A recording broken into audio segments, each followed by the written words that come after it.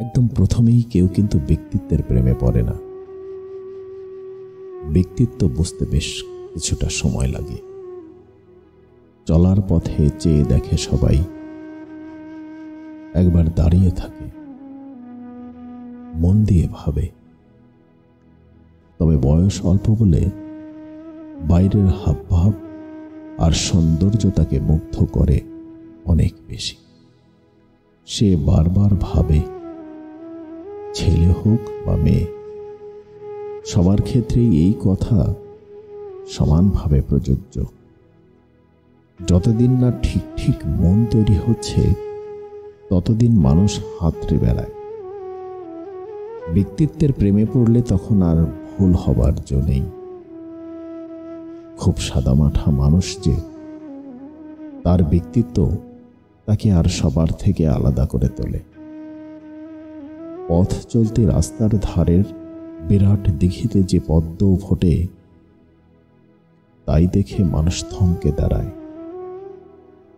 কত ফুল তো আছে, কত তাদের রং, তবুও পদ্মের আভিজাত্য কয়েক গুণ বেশি। ব্যক্তিত্ববান নারী বা পুরুষ এই পদ্মের মতো, বারবার তার দিকে চেয়ে থাকতে ইচ্ছে করে। এদের কারো গলা ভারী, কারো সাধারণ, তবে কথা বলার ভঙ্গি অন্যদের থেকে একদম আলাদা। কথা বলার সময় এরা সোজাসুজি চেয়ে কথা বলে। নিজেদের নিয়ে গর্ব নেই, তবে কেউ ওদের অপমান করার আগেই নিজেরা নিজেদের সরিয়ে নেন। কথা বলতে তো সবাই পারে, এমনি করে ভাবতে পারে কজন? কথা বলে বুঝিয়ে দিতে হয়, মানুষ মোহের মতো চেয়ে থাকে। এমন মানুষের ভালোবাসলে হেরে যাওয়ার ভয় থাকে না।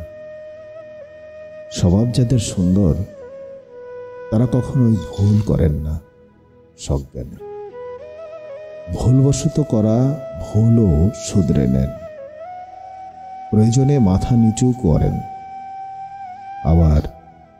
আবার বুক চিতিয়ে লড়াইও করেন। এমন মানুষকে আমি শ্রদ্ধা করি।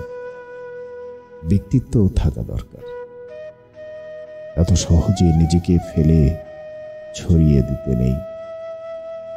খুব দামি খাবারও ঢাকা না থাকলে মাছি ভন ভন করে, জানেন তো?